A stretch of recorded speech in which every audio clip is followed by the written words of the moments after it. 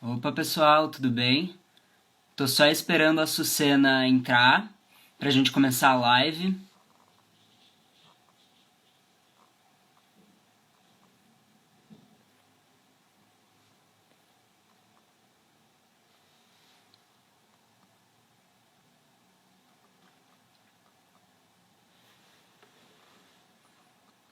Opa, sejam bem-vindos à live, pessoal. Tô só esperando a Sucena entrar pra eu convidar ela pra gente começar o nosso papo.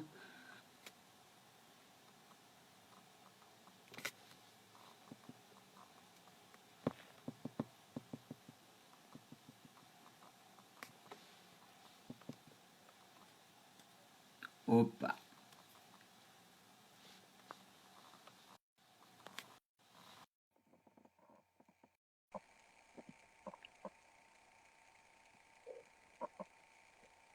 Tá conectando, pessoal?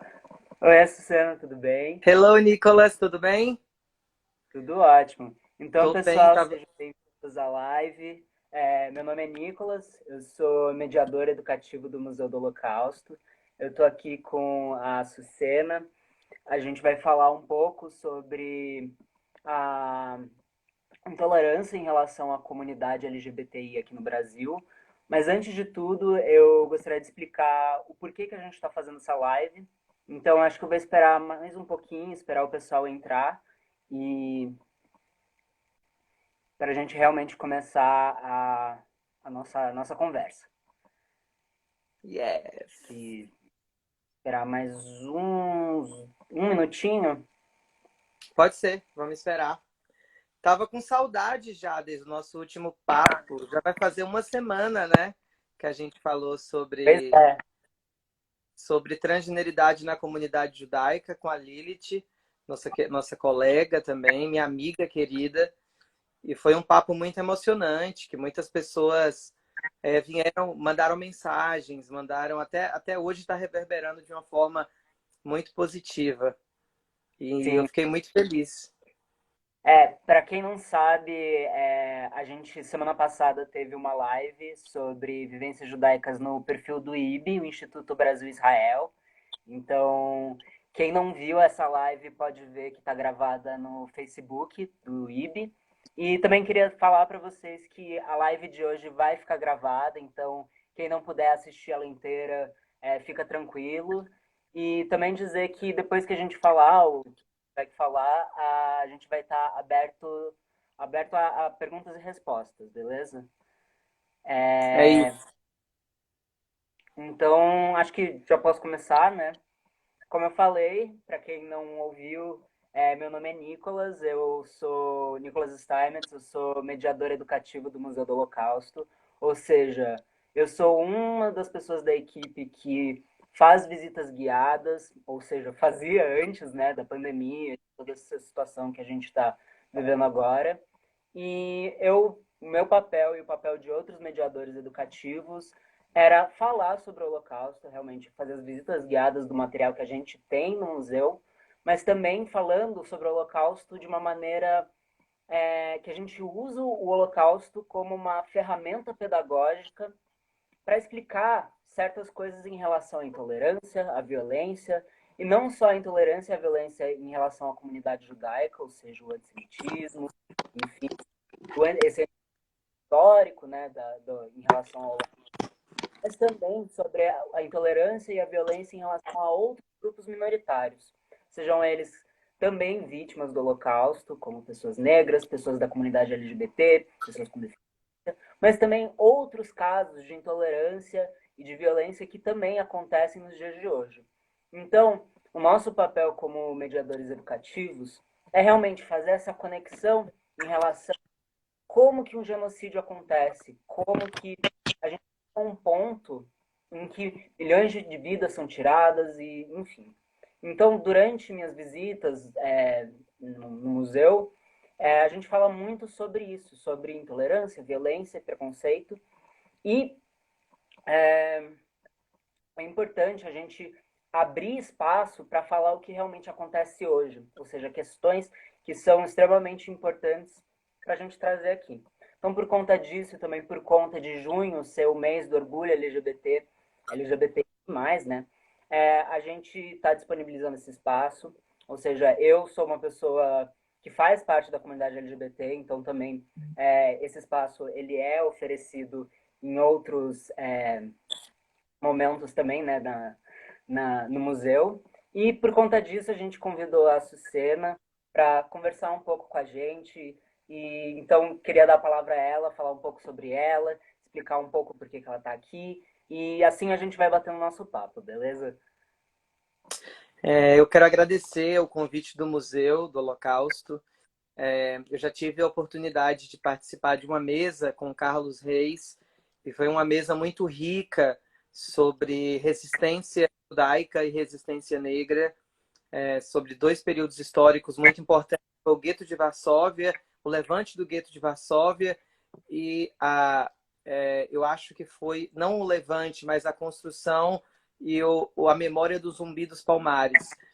Não, a revolta dos malês na Bahia. Então, foi esses dois momentos históricos para a gente falar sobre resistência. E o Carlos Reis fez uma fala incrível, assim, e aí começou a minha relação com o Museu do Holocausto. E depois veio você, e que foi uma surpresa muito boa para a gente, acho que um motivo eu acho que de um lugar que a gente busca na comunidade judaica também brasileira, de ser um lugar onde existe a pluralidade, mas essa pluralidade muitas vezes não é sentida e nem mostrada. Então, eu acho que chegou um momento da gente sair das nossas casas, exibir os nossos rostos, e para que as pessoas saibam que a gente existe, para que as pessoas saibam que existem judeus gays, lésbicas, trans, e tá eu e você aqui para provar que a gente existe e que, e que somos um caso da comunidade, somos uma questão a ser discutida, a ser incluída, a ser pautada. E o nosso lugar não é o lugar mais, eu acho que do esconderijo, da vergonha. A gente está buscando outras relações com qualquer comunidade, com quaisquer que sejam as comunidades. Enfim, estou muito feliz de estar falando com vocês no Museu do Holocausto, e de poder expressar o quanto é importante a gente ter espaço, porque voz a gente sempre teve. A questão é que a comunidade LGBT ela passou por um longo período de silenciamento, de apagamento de nossas histórias, tá? E o Museu do Holocausto, vocês com certeza evidenciam o triângulo rosa, né? E então a questão do apagamento LGBT, principalmente o T, é uma realidade, mas uma realidade hoje que a gente luta contra ela.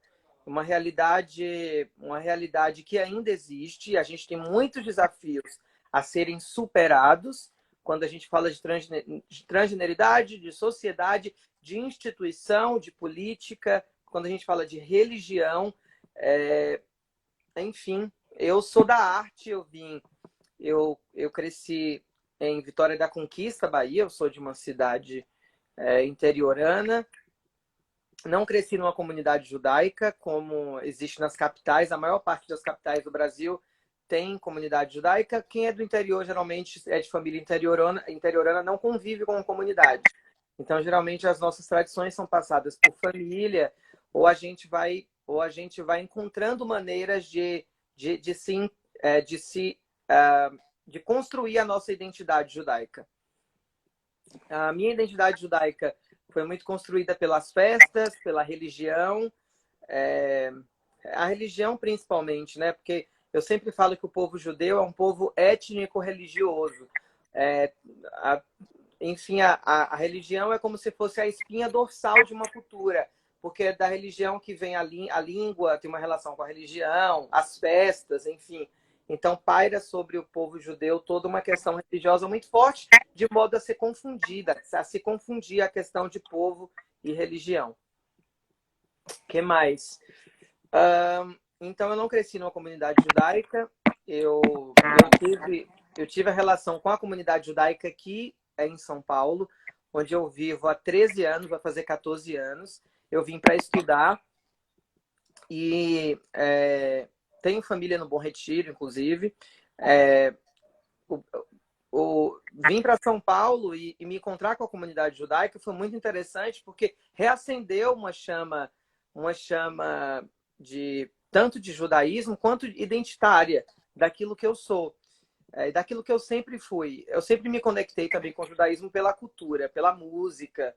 É, sempre ouvi Ofra Rasa, quando a Fortuna Sardier apareceu com Ladino e trazendo as coisas Sfaradim, para mim foi muito interessante.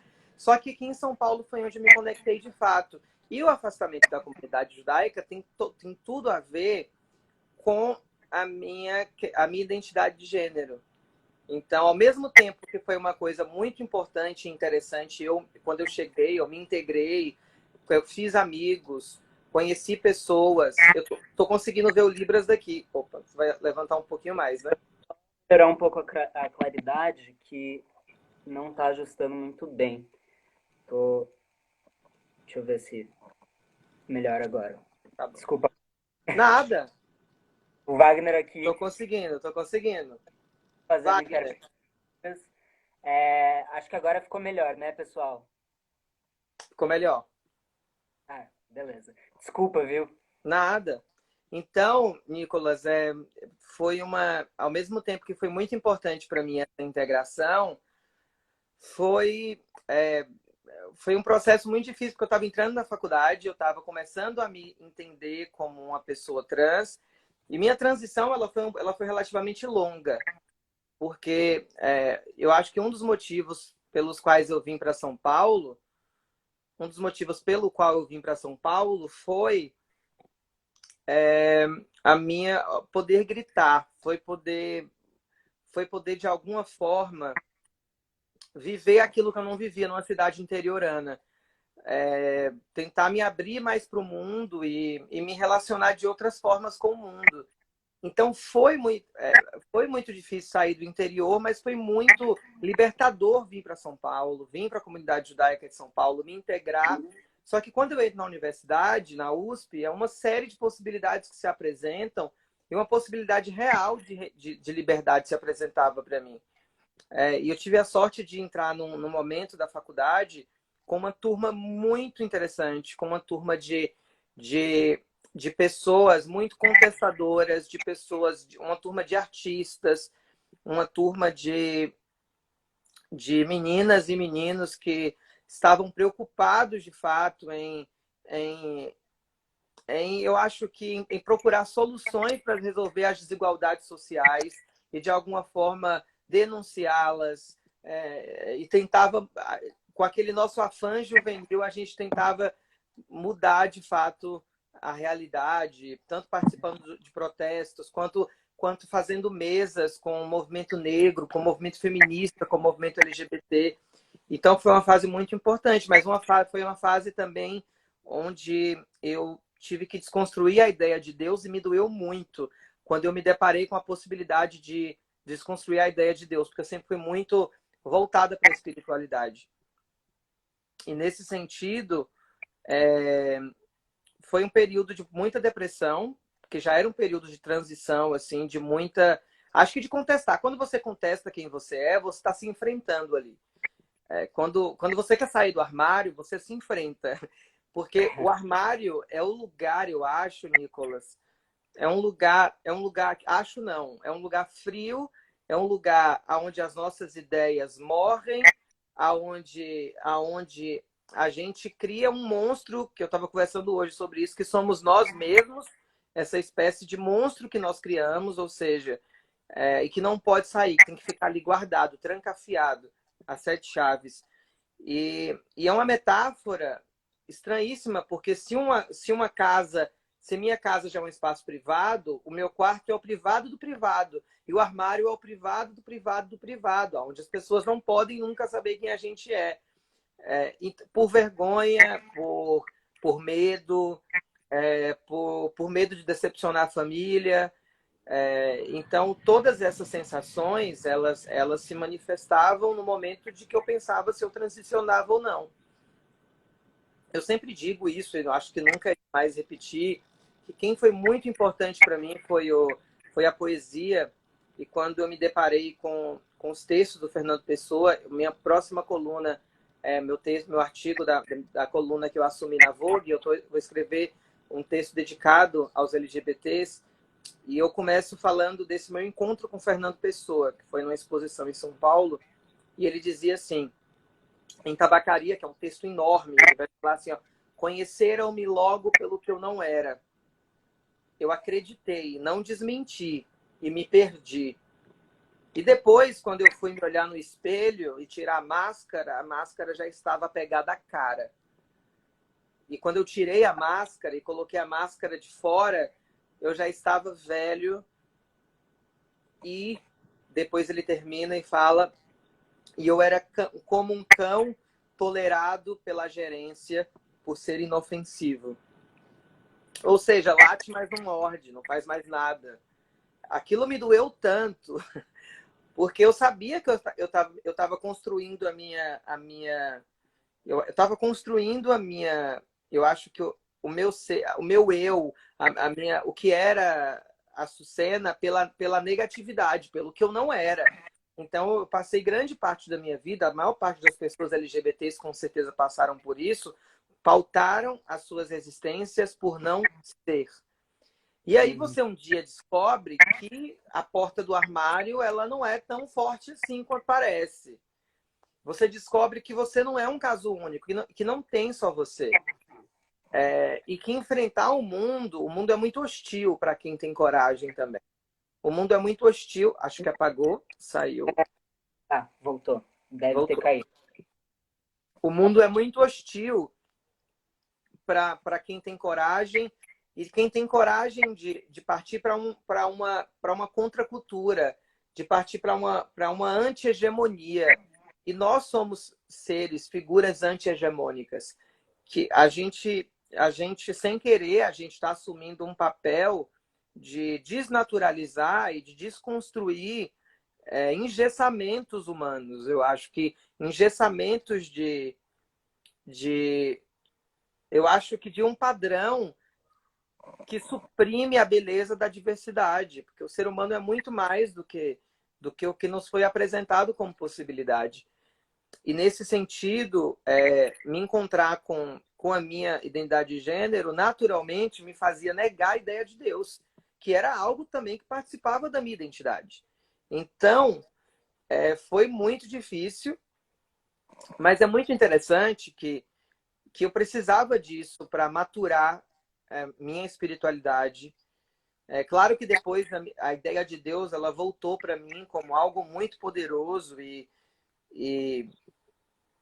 como sempre foi essa consciência universal, essa consciência perfeita, enfim, esse ser que está acima de tudo, que não tem gênero, esse lugar. Eu não sei definir o que é Deus em si, mas eu tive que me confrontar com essa imagem de um Deus que não tem gênero, mas é apresentado institucionalmente como masculino, que é apresentado como um julgador implacável.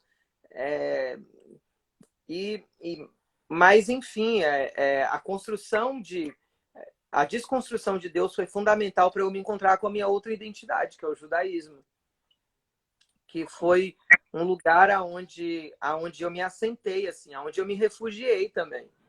Porque a gente sabe o quanto as nossas identidades são importantes para construir, para nos fundamentar no mundo enquanto indivíduos.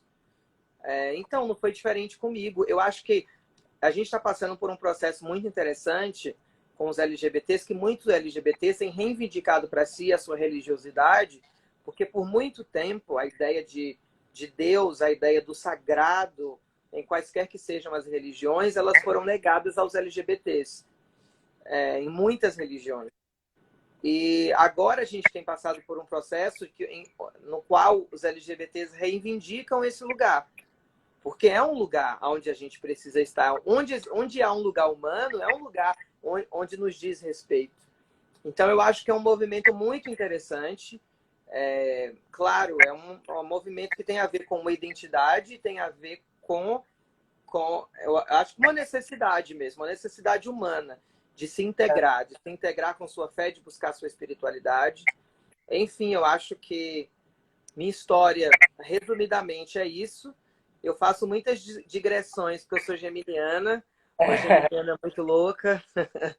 A gente está em Mercúrio retrógrado. Mercúrio, para quem entende de astrologia, sabe que é o planeta que rege Gêmeos. Ele estando retrógrado tem umas confusões lá acontecendo, mas também tem Mercúrio, ele está trazendo assuntos antigos para serem resolvidos.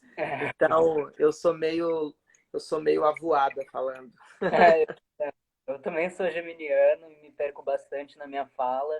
Se alguém já viu minha visita, provavelmente sabe. Às vezes eu tenho que retomar algumas coisas.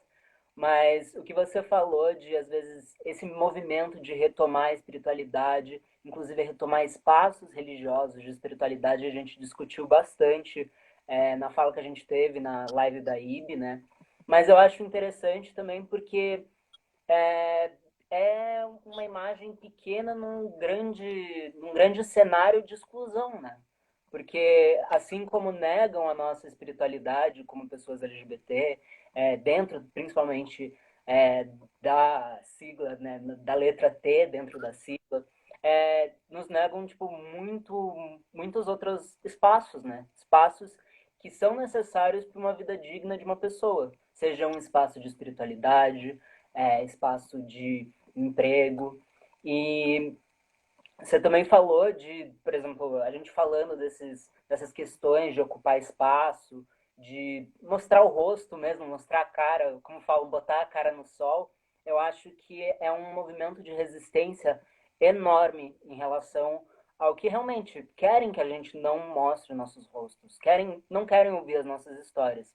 Mas no ato da gente trazer essas histórias, trazer nomes e rostos, pessoas reais, a gente quebra com um ciclo que torna cada vez mais fácil essa exclusão, essa intolerância, esse preconceito.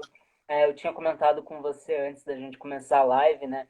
Mas quem já viu uma visita minha e algumas outras visitas do museu sabe de um termo que eu gosto muito de usar, que é a pirâmide do ódio, que é um termo didático que eu uso bastante para explicar como que a gente chegou num genocídio quando a gente fala sobre o Holocausto.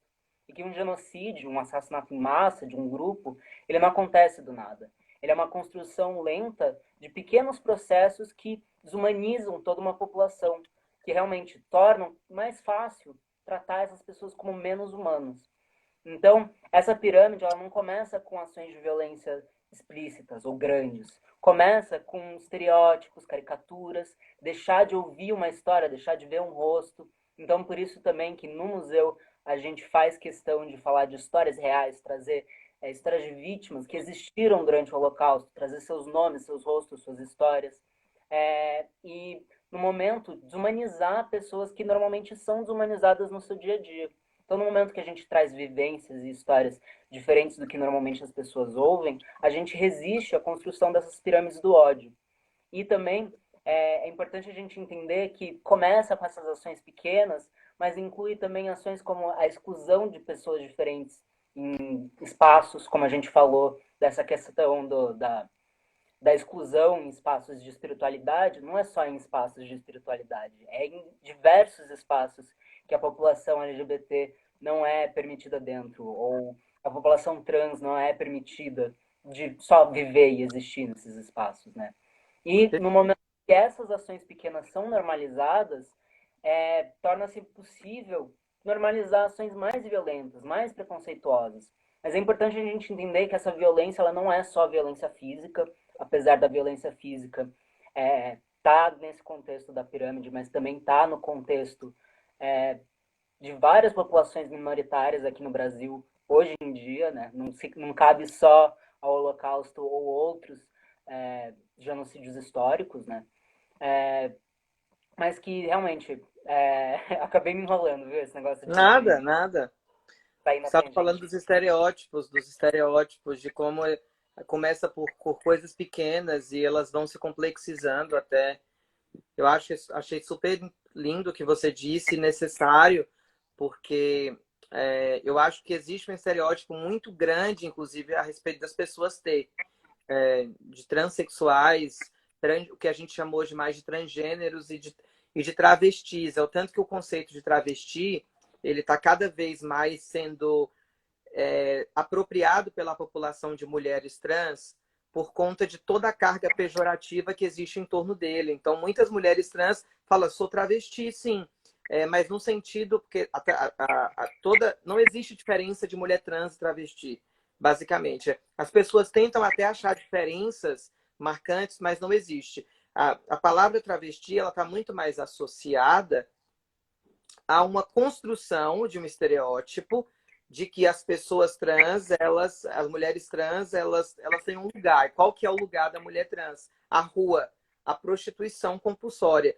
Então a gente está falando de mulheres que são expulsas de casa com 12 anos, 13 anos de idade e encontram compulsoriamente a prostituição como um meio de sobrevivência. Então a gente não está falando de... Porque não existe mercado de trabalho para as mulheres trans, eu estou falando da mulher trans como a realidade da prostituição, né? Eu acho que a realidade dos homens trans, eu acho que você pode até falar melhor depois. Conheço muito pouco da realidade dos homens trans no lugar empregatício. O que eu sei é que 90% das mulheres trans estão em condição de vulnerabilidade social e, portanto, vão para a prostituição compulsória. Ou seja, a cada 10 travestis, 9 hoje são prostitutas e a maioria delas querem sair dessa realidade, a maioria esmagadora. É necessário dizer que essas mulheres não continuam estudando, porque o espaço estudantil é um espaço extremamente violento, insalubre, o espaço familiar também. Muitas fogem porque não conseguem continuar apanhando do pai ou dos irmãos. Então, as histórias, é interessante que não é um caso isolado, as histórias se repetem. E essas mulheres saem de um lugar de violência para conviver em outro lugar de violência, que é a rua, que é a rua de madrugada. E esse espaço de violência que é a rua, pelo menos elas podem ser o que elas são, mulheres. Então, existe essa diferença. Se eu tenho que sofrer violência, que eu sofra com a minha independência financeira, mas que não seja em casa. Então, a gente está falando de toda uma construção de um estereótipo que tem uma base real, mas essa base real é uma base que foi um alijamento, que foi um afastamento. A gente afastou, a gente empurrou essas pessoas para a prostituição. A gente jogou essas pessoas para a prostituição. Elas não foram porque elas quiseram. A mulher trans poderia existir no Brasil? Poderia. Pode. Aonde? Debaixo do viaduto. Pode existir num prostíbulo. Pode existir numa casa de prostituição. Então, a gente está falando de uma população que é extremamente violentada na sua dignidade humana. E, quando a gente fala isso, a gente fala de desafios. Porque, hipoteticamente, qualquer pessoa entre nós que está assistindo essa live tem um caso na sua família. E possivelmente você não sabe que existe um caso de trans na sua família porque essa pessoa não saiu do armário. Ou porque possivelmente você pode ter um histórico de suicídio, que você não sabe por que a pessoa cometeu suicídio. Então, a possibilidade de não ser gera o suicídio. A possibilidade, o enlouquecimento é uma das saídas possíveis para pessoas trans que não conseguem sair do armário. Então, a gente está falando de uma violência social muito grande e que a gente precisa parar. A gente precisa parar por quê? Porque a gente merece respeito, primeiro, a gente merece o lugar da dignidade humana, e se a gente não parar, a gente vai continuar destruindo belezas, a gente vai continuar suprimindo talentos, a gente vai continuar deixando de realizar sonhos, de realizar histórias bonitas, de contar e de dar possibilidades de existências que são magníficas. Quantas pessoas trans não poderiam ter assumido cargos incríveis, públicos, ou empresariais, ou medicinais, entende? Eu sei do quanto a gente pode, do quanto a gente é inteligente, do quanto a gente é talentosa, e tudo que a gente precisa é de uma oportunidade. Eu nunca me esqueci do discurso da Viola Davis no Emmy, quando ela ganhou o Emmy de melhor atriz. Ela fala assim, eu ganhei esse... Tô parafraseando ela, mas ela fala que eu ganhei esse Emmy porque eu tive um papel. E as mulheres negras, elas não podem simplesmente ganhar por um papel que não existe. E é muito isso. A gente não pode mostrar as nossas belezas se as pessoas não nos contratarem, se as pessoas não nos ouvirem. Porque ninguém vai nos dar voz. Voz, nós já temos voz. A nossa voz está aqui, ó. A gente só precisa ser ouvida. Porque enquanto ser social, a gente quer ser ouvido. Nicolas quer ser ouvido e eu também. Então, eu acho que nesse sentido o que você disse é muito importante sobre a construção de estereótipos. Eu faço uma pergunta: quantas pessoas trans já visitaram a casa de vocês? Porque quando você não vê, aquilo que você não vê se torna uma idealização. E quando a gente idealiza, a gente pode transformar num monstro. E olha para a nossa cara, gente. A gente parece um monstro. A gente não é um monstro. Isso é interessante. Hein, Nicolas? Eu sempre falo, né, que a gente come, a gente bebe água, a gente faz cocô, faz xixi, a gente vai à farmácia, a gente fica doente. Então é muito importante que as pessoas tenham eu acho que esse olhar de humanidade sobre nós. Porque existe uma criação de uma desumanização. Sim. Não, no museu, inclusive, a gente reserva um espaço para falar, eu reservo principalmente na minha visita, para falar da pirâmide do ódio, mas eu sempre trago a questão da comunidade LGBT de primeira, porque grande parte das pessoas que visitam o museu, que tem a visita guiada, são adolescentes, são às vezes jovens de 13, 14 anos que realmente nunca tiveram contato com alguém que fizesse parte da comunidade LGBT, uma mulher trans ou um homem gay, enfim. Então eu sempre trago, e às vezes, quando eu vejo que o grupo está aberto a realmente ter essas discussões, eu até pergunto: quem aqui já ouviu alguma piada sobre travesti? Um monte de gente levanta a mão. Daí eu falo assim: ok, mas alguém aqui conhece uma travesti, sabe o nome dela, sua história, o seu rosto? 10 vezes tem uma, duas pessoas que levantam a mão com vergonha, porque realmente é normalizado. Essa desumanização, ela é normalizada na sociedade brasileira. A gente consegue ver em programas de televisão, a gente consegue ver em programas de comédia, principalmente, né, que vidas riquíssimas, de vivências diversas, são reduzidas a estereótipos, caricaturas e piadas, tirando toda essa dignidade que a gente está falando, que é necessária para a gente ter, para ser ouvido, para viver, né? Então, é muito pertinente a gente realmente ocupar esses espaços, falar: não, eu existo, eu tenho um nome, eu tenho um rosto, eu tenho uma história, porque é só assim que as pessoas realmente vê que não é... A comunidade LGBT não é um estereótipo, não é um personagem da Zorra Total. A comunidade LGBT é riquíssima, é diversa, e que cada pessoa LGBT tem a sua história, o seu nome. Então, enfim, é Eu exatamente acho que isso. é isso. E quando a gente fala de olhar, eu acho que as pessoas precisam diversificar também a perspectiva de nos olhar. Então, e não só olhar pelo prisma da religião, não só olhar pelo prisma da ciência. Eu acho que a gente pode, antes de você olhar pelo prisma da religião, pelo prisma da ciência, pelo prisma da cultura, você pode simplesmente conhecer a gente primeiro, conhecer as nossas histórias antes de qualquer abordagem religiosa e de qualquer conceito que nos encaixe como uma abominação ou como um pecado. Então, existe eu acho que muita gente já vem embebida de uma perspectiva muito cruel assim acerca de nós. Ou seja, ou você é isso ou você é aquilo. Então, é por isso que é um tabu discutir até LGBTs na comunidade judaica. As pessoas ficam embasbacadas de como assim LGBTs na comunidade judaica, como se nós fôssemos como se nós não existíssemos, entende? Parece que a gente é um tabu real. Não, a gente não é um problema, a gente é uma questão ali. E é Problema uma questão jamais. que as pessoas, inclusive, essa invisibilização da história, uma história riquíssima da comunidade LGBT, seja dentro da comunidade judaica mesmo ou fora, ela é invisibilizada, ela é apagada, inclusive com o intuito de apagar essa história. Então, retomar realmente, retomar esses assuntos e falar não é tabu, não, a gente tem que discutir, a gente está aqui, a gente sempre esteve aqui. Então, oi? Não, eu acho que você tem total razão.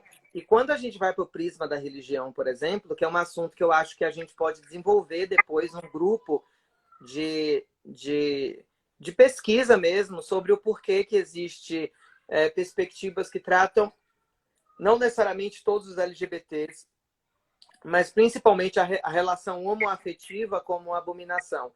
Então, eu acho que a gente precisa estudar se existe, dizendo que é um problema dentro da religião judaica, porque a gente não vai, estuda e encara isso. E não encara, a gente tem que encarar, tá falando, mas por que a Torá é preconceituosa nesse sentido? E por quê?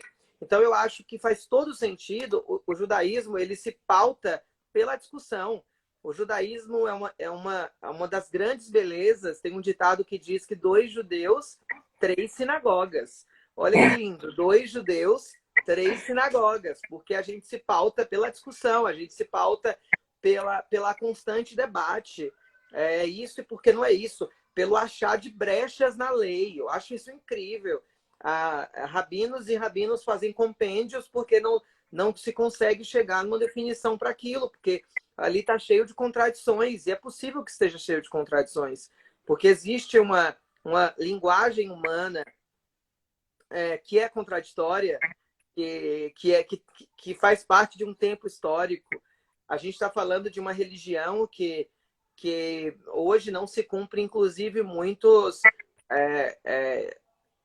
dogmas, muitos mandamentos. Você chama de mitzvah, ou mitzvot no plural. E a gente está falando da ortodoxia. A própria ortodoxia não cumpre muita coisa daquilo que... E por quê? E por que a gente não coloca a questão da identidade de gênero, a gente não coloca a questão da homoafetividade como um assunto possível? Porque as pessoas são preconceituosas e são pautadas por uma sociedade patriarcal heteronormativa. Estou sendo agora falando desse termo que é importante a gente falar. O que é heteronormatividade? Heteronormatividade é aquilo que você já sabe. A homossexualidade ela é uma sexualidade não hegemônica. Enfim, a identidade de gênero trans é uma identidade de gênero não hegemônica.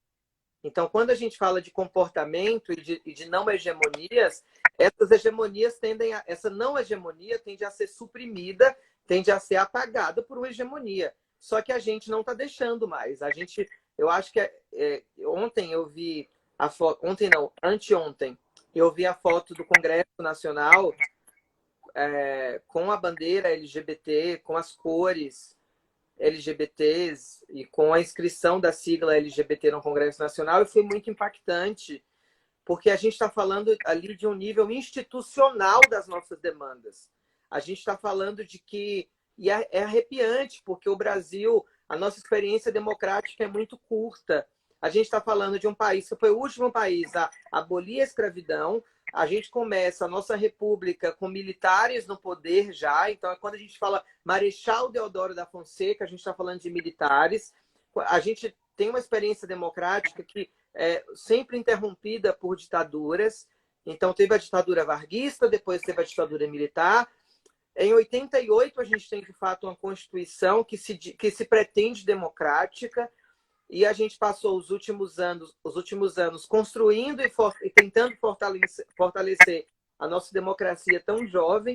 E essa tentativa de fortalecimento, de alguma forma ou de outra, nos legou, inclusive, uma organização da comunidade LGBT. Então, aquilo ali que está exposto no Congresso Nacional é uma exposição do que a gente conquistou. A gente conquistou um lugar de visibilidade e tá lá, apareceu lá. Aquilo é nosso. Aquilo não foi os deputados simplesmente que pensaram em dar pra gente. Claro que a gente depende de aliados no caminho, mas ali é uma conquista nossa, aquele lugar é nosso. Eu não quero saber se foi uma afronta ou não ao governo federal, eu sei que aquilo é uma conquista nossa e é um caminho sem volta.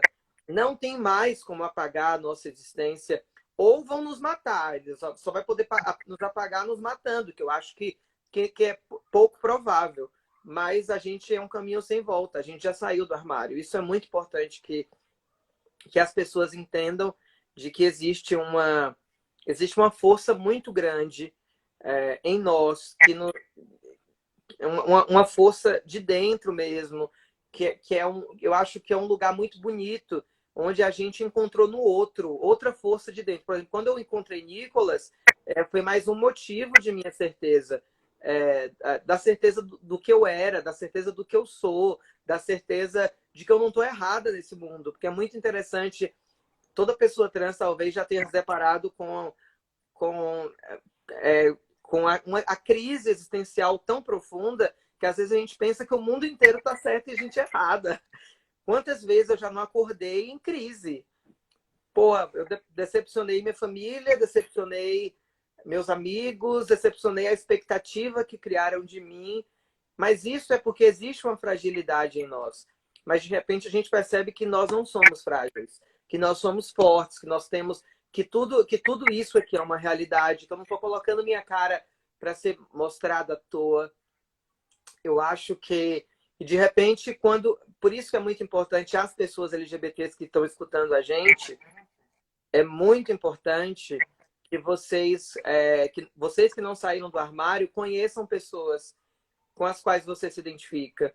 Conheça, se você é lésbica, conheça mais pessoas lésbicas, mais pessoas gays, se você é gay. Conheça as pessoas trans, se você é trans. Vá atrás dessas histórias, vá atrás desses lugares, porque você vai encontrar muita coisa bonita pelo caminho.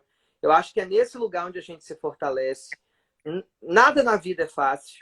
Não é fácil nem você. Eu acho que é muito mais difícil você se manter dentro do armário. É muito mais difícil você se esconder de fato quem você é, porque aí tá acho que você tem muito mais um compromisso com a infelicidade. E quando você sai, você está em busca de um lugar possível, né, Nicolas? De um lugar, tá em busca de uma felicidade, pelo menos eu vejo assim. Cara, eu Sim. falo demais. Não, imagina. Tá. Apareceu Voltou. aqui já que eu tô com pouca bateria no celular. Mas a gente tá aqui para isso, né? Pra falar mesmo, para ser ouvido, para botar para fora também, né?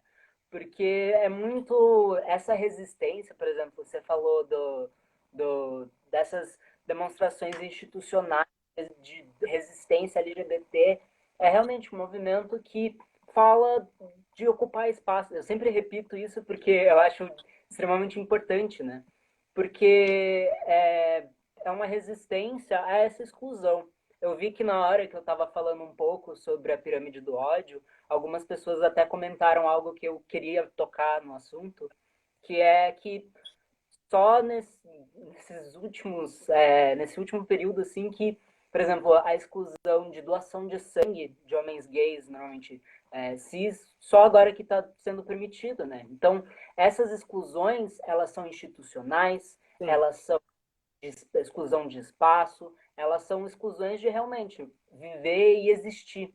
Então, no momento que a gente abre esses espaços, a gente não no caso, né? Mas pessoas que são aliadas, são pessoas que são cis, héteros, dentro do padrão, abrem esses espaços, também é uma maneira de realmente resistir a tudo isso, a dar a dignidade a pessoas que normalmente são excluídas por preconceito, por intolerância. Então, por exemplo, essa questão de emprego é extremamente pertinente na comunidade trans, né?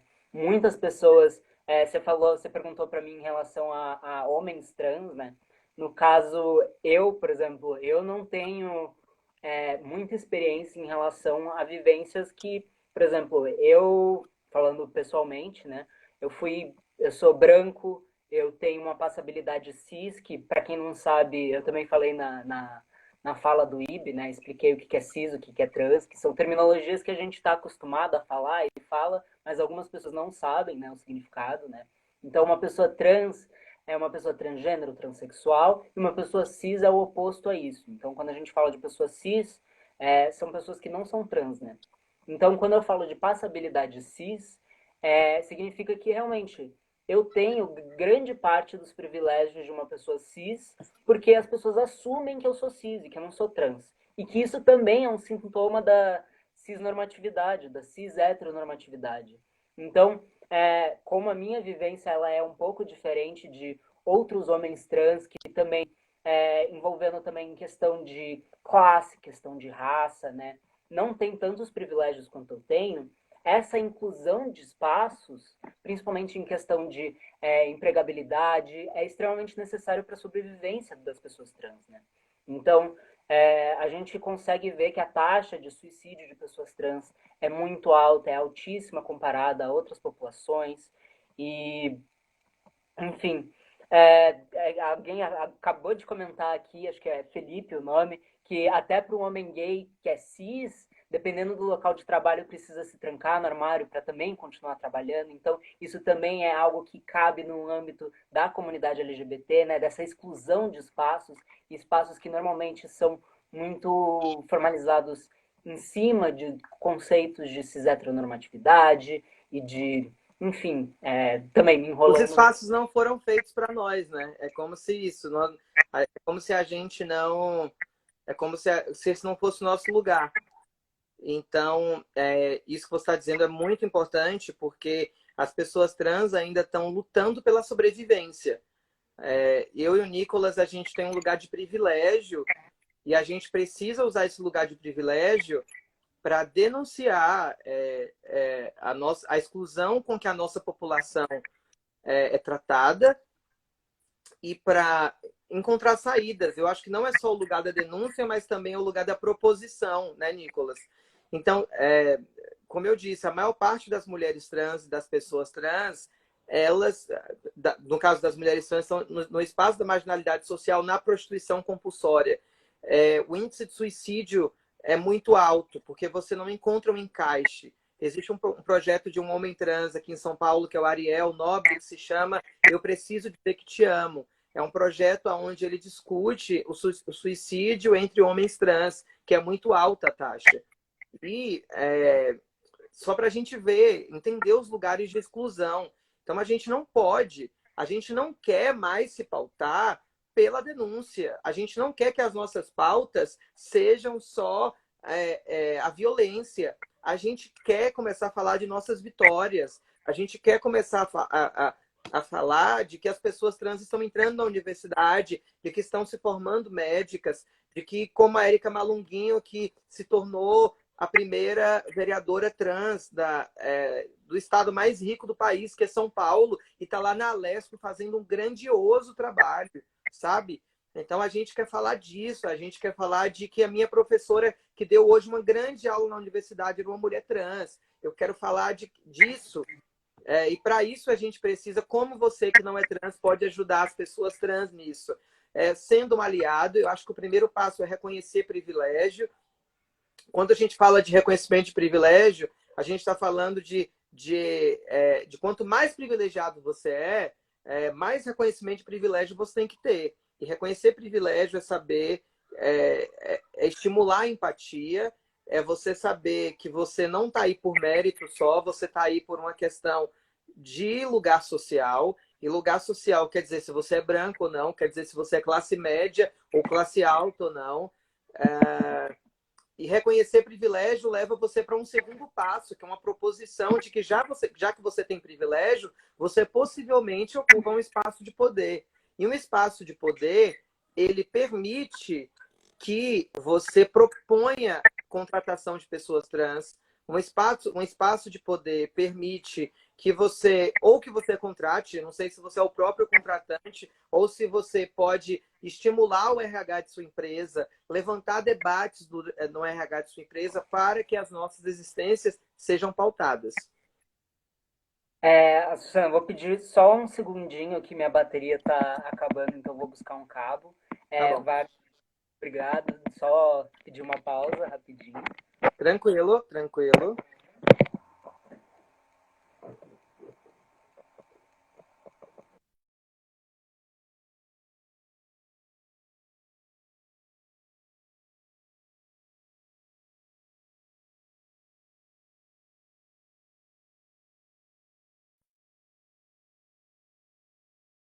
Tudo travado aqui. Eu não tô conseguindo ver os comentários.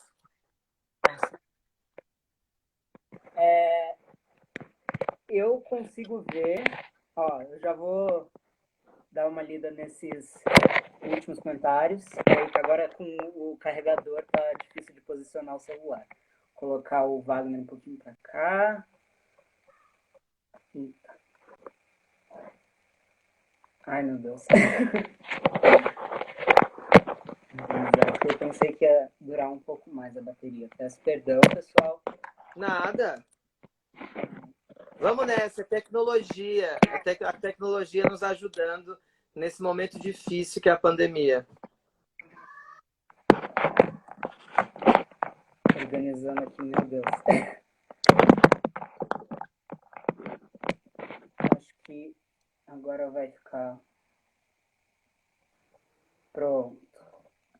Retomando aqui, desculpa de novo. Os comentários, além desse do Felipe que eu dei uma olhada, tem bastante comentário elogiando muito você, Açucena, um monte de gente falando te amo. Inclusive trouxeram a hashtag da live que você fez no domingo, do Trans é pra Brilhar.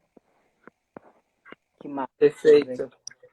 Que foi uma live estimulada por esse, na verdade, que estimulasse esse lugar de que pessoas trans podem o que elas quiserem. Eu acho que isso é muito bonito da gente pensar, Nicolas, porque a gente já sofreu muito eu acho, por uma autorrepressão, tanto por uma repressão social, por uma autorrepressão.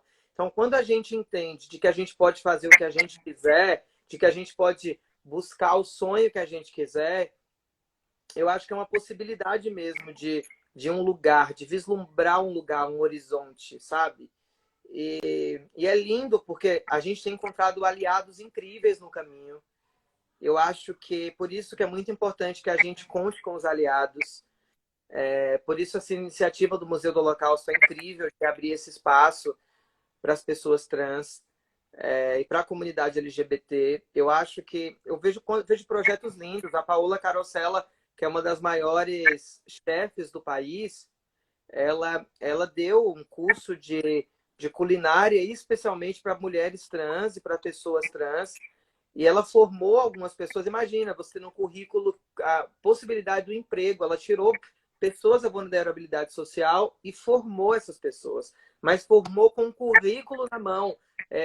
Uma delas já foi trabalhar com a Paola, outra teve indicação dela para trabalhar em outros restaurantes, em um emprego qualificado. Eu acho que isso é uma ação de um aliado, entende? Quando a gente fala de reconhecimento de privilégio, é isso, é você reconhecer o privilégio, você reconhecer o espaço de poder que você ocupa e você procurar propor. Eu não estou dizendo que vai ser fácil. A gente está falando de mulheres e pessoas que viveram a maior parte da vida em situação de extrema violência.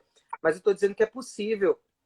Eu lembro que quando o projeto Transcidadania veio para São Paulo, ele foi muito criticado, porque o Transcidadania ele era o quê?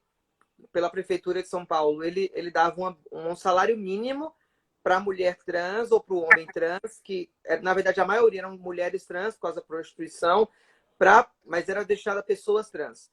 Mas principalmente a mulheres trans em situação de prostituição, situação de rua, que quisessem sair dessa situação, então elas poderiam estudar, se formar e buscar uma faculdade e receberiam um salário mínimo para que elas se formassem. O impacto econômico disso era isso aqui, ó. O Estado não gastaria praticamente nada. O impacto social era imenso. Por exemplo, a Amanda Marfrig, que se formou, foi a primeira pessoa a se formar pelo Transcidadania. Ela, inclusive, faleceu recentemente de Covid. Eu fico até emocionada de falar isso. Eu não conhecia a Amanda muito bem, a vi em São Paulo, ela se formou no Transcidadania, foi a primeira aluna a se formar. E estava fazendo um trabalho lindo, cara. Ela não conformada com o descaso do Estado, com perseguição de pessoa, com a perseguição de não ajudar. Isso são casos de perseguição também, de excluir, de não olhar, de não ter política pública. A Amanda simplesmente, por saber que muitas travestis iriam ficar ao Deus dará nessa pandemia, providenciou campanhas de doações e ela mesma ia entregar essas cestas básicas. E foi em um caso desse, ela pegou Covid e veio a falecer há 2 semanas. Só que a gente está falando de uma pessoa que estava na linha de frente no combate à pandemia, porque ela não aceitou que as suas iguais estivessem passando fome. Então, olha o impacto social que causou uma pessoa formada em assistência social, em sociologia também. Eu acho que ela tem algumas formações, a Amanda teve algumas formações. Então, quando a gente fala de política pública, quando a gente fala de lugar de privilégio, espaço de poder, você que está ocupando, construa esse lugar de altruísmo, esse lugar de empatia, porque eu acho que você só vai melhorar a sociedade. E a gente pode construir um mundo melhor dessa forma. Então, Amanda Marfrig, presente, essa maravilhosa, que ela esteja em um lugar muito especial e que a gente zele por uma memória que fez tanto pela população trans. Que lindo. Com essa fala, eu queria saber o que você acha da gente abrir para algumas perguntas, ou se quiser puxar algum outro assunto também, fica à vontade. O que você acha? Acho que a gente pode abrir para perguntas. Eu acho que daqui a pouco a live deve fechar, encerrar, né? Acho que sim. Mas Porque se tiver algumas perguntas que você acha relevante, a gente pode reabrir para responder essas questões. eu tinha visto uma pergunta que era voltada para você mesmo, acho que foi a que eu consegui ver aqui, que é perguntando realmente sobre a tua carreira musical, no caso. Se existe uma resistência na indústria musical para aceitar pessoas trans, e que eu acho que está muito relacionada essa pergunta, né, com essa questão de ocupar espaços, enfim. Então, se você quiser, se tiver, enfim. Olha, eu acho que, com certeza, a indústria fonográfica, a indústria da música, ela assim como todo lugar, eu acho que é LGBTfóbico, é transfóbico. Então, não seria diferente. Mas uma realidade a gente está tendo um encontro com muitos aliados agora, e com muitas pessoas que estão abrindo portas e estão repensando e estão olhando para os nossos talentos. Tem esse lugar do preconceito. Eu acho que no ano passado, inclusive, foi a primeira vez que duas pessoas trans foram indicadas ao Grammy Latino, que foi a minha banda e a banda da Lineker. Então, as Bahias e a Cozinha Mineira e Lineker e os Caramelos foram as primeiras pessoas a serem indicadas ao Grammy. Ao mesmo tempo que isso é muito motivo de muita alegria, é uma questão de como nós não éramos as primeiras, com certeza. Estávamos longe de ser as primeiras pessoas. Mas, com certeza, é um passo muito importante na música para que outras carreiras sejam reconhecidas. A gente, no Brasil, está passando por uma cena muito interessante, que vai desde a MPB ao pop. A gente tem, eu acho que verdadeiras referências LGBTs, verdadeiras destaques LGBTs, desde a Pablo Vittar, sei lá, a Mamundi, que é uma mulher preta lésbica, maravilhosa. Eu tenho que rapidinho, porque a live vai faltar 1 minuto para encerrar aqui no Instagram. Queria Vai saber se ser... você quer falar para responder perguntas ou se a Pode gente ser, encerra. pode ser, a gente pode. Então é isso, Então, eu acho que só para terminar essa resposta, eu acho que é isso. A música ainda é transfóbica, mas está melhorando muito. Então eu conto com o apoio de vocês. então vou encerrar aqui. Eu já vou abrir uma nova live para a gente Tá bom, continuar o papo. Encerrar mesmo também, depois que responder mais perguntas, a caso o gente pessoal. encerra. quem perguntou, acabei esquecendo de falar, foi o Lorenzo Lang. Beijo, Lorenzo. Começar a nova live, pessoal. Tá bom.